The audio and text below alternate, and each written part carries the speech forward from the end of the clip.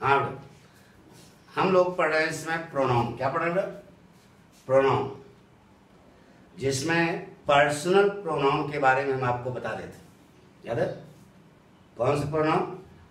व्यक्तिवाचक सर्वनाम, personal pronoun, जिसमें ये आपको चार्ट बताया बेटा, पर्सनल प्रोनाउन का चार्ट है। यह पॉइंट चल रहा है, इस पर हमने अभी आपको एक नियम बताया। क्या बताया बेटा? देखो, एक बार देख लो। एक ही वाक्य में एक वचन के तीनों पर्सनल प्रोनाउन लगातार एक साथ आते हैं तो फार्मूला लगेगा 231 का। 231 क्या है समझा दिया। और यह बताया कि पॉजिटिव केस के अनुसार आएगा, राजा मंत्री संतरी, ये हमेशा याद रखना। ठीक है। अब दूसरा पॉइंट को, दूसरा पॉइंट है एक ही वाक्य में, देखो, एक ही वाक्य में एक वचन के तीनों पर्सनल प्रोनाउन लगातार एक साथ आते हैं, लगातार एक साथ आते हैं, लेकिन अपराध स्वीकार करते हैं, लेकिन अपराध स्वीकार करते हैं तो फार्मूला लगेगा 123 का।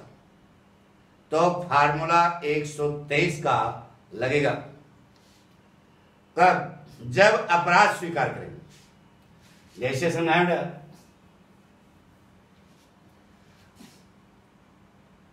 You she and I are the guilty cause. यह वाक्य दिस इज रॉन्ग, जबकि इसके ऊपर वाले नियम स्वाद सही है। 231 2 3 1 सही तो है, लेकिन यह सिस्टम यहां पर गलत है। यहां पर क्या बनेगा? एक ही वाक्य में एक वचन के तीनों पर्सनल प्रोनाउन लगातार एक साथ आते हैं, लेकिन अपराध स्वीकार करते हैं तो फार्मूला लगेगा 123 का। सही कर लो बेटा। इन तीनों में एक कौन है? आई।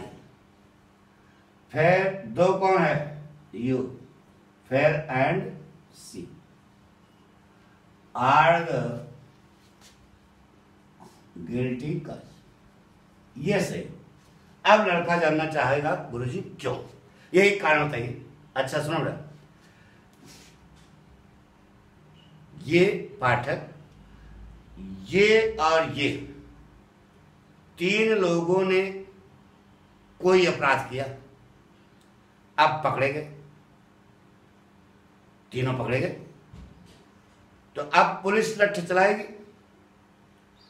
इन दोनों को लठ मारा, तीन दोनों का बिल्कुल घाघ है, ये बिल्कुल उगल नहीं रहे हैं। अब पुलिस लठ लेकर पाठक को दौड़ी, तो वालों को भैया मारो नहीं, हम समझा रहे हैं, हम बता रहे हैं सच्चाई बता रहे हैं। तो पाठक जैसे कहेंगे यू, अब पाठक अपराध स्वीकार करने जा रहे हैं कि भैया हम लोगों ने गलती की है। तो अगर पाठक कहें कि यू सी, तो ये दोनों पाठक बोलने देंगे। ये दोनों खुद के एक कंटाप पा रहे हैं। किसको? पाठक। अपने गिरेबान में झांक के देखो पहले। नहीं, यानी कि कहना क्या चाहते हो? जब उस अपराध में खुद शामिल हो तो पहले आप अपने आप को कहोगे, तभी आप दूसरों को कह सकते हो। तो अंग्रेजों का सिद्धांत देखो, यानी अपराध तीन लोगों ने किया और उसमें आप खुद शामिल हो तो पहले आप अपने आप को कहेंगे, तभी आप दूसरे को कह सकते हैं। नहीं तो दोनों बोलने नहीं देंगे, गिरेबान पकड़ कर 2 घंटा मारेंगे। आई बात सुनो। यह कारण है कि यहां पर बनेगा बेटा I you and C are the guilty cause. ठीक है। एक और बोलो, सिरखा बेटा, बोलो, बोल रहे हैं। Mohan, you and I have committed a murder. Mohan, you and I have committed a murder. लग गया? अब बताइए क्या है?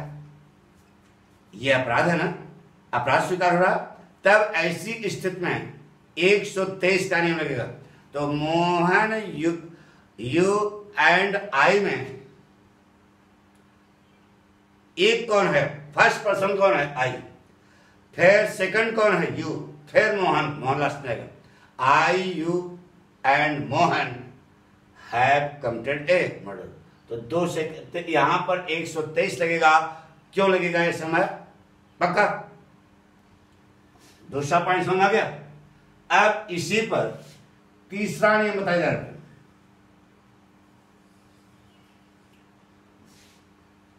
देखो, एक ही वाक्य में बहुवचन के, एक ही वाक्य में बहुवचन के तीनों पर्सनल प्रोनाउन लगातार एक साथ आते हैं तो फार्मूला 123 का लगता है। एक ही वाक्य में बहुवचन, अभी क्या चल रहा था, एक वचन, बहुवचन के तीनों पर्सनल प्रोनाउन लगातार एक साथ आते हैं तो फार्मूला लगेगा कितना, 123 का। जैसे कहा गया, you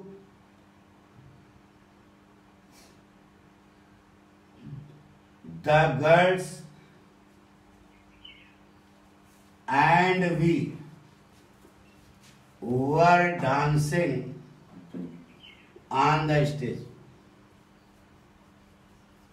This is wrong. You, the girls and we were dancing on the stage. एक ही वाक्य में बहुवचन के तीनों पर्सनल प्रोनाउन लगातार एक साथ आते हैं, फार्मूला 123 का लगेगा। जबकि पहले वाले दिन एक वचन के अनुसार सही है, लेकिन ये बात गलत है। बोलो सही क्या होगा?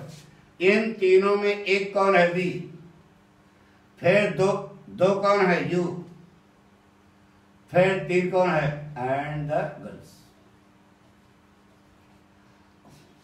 बाकी सही है, वर, पक्का। तो एक ही वाक्य में बहुवचन के तीनों पर्सनल प्रोनाउन लगातार एक साथ आते हैं, फॉर्मूला लगाओगे क्या, 123। जैसे कहा बेटा,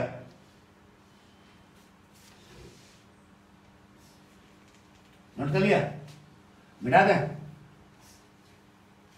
सिखा बेटा, the boys and we were playing in the field. सही करो। The boys and we, 2 second क्या होगा बेटा, we and the boys।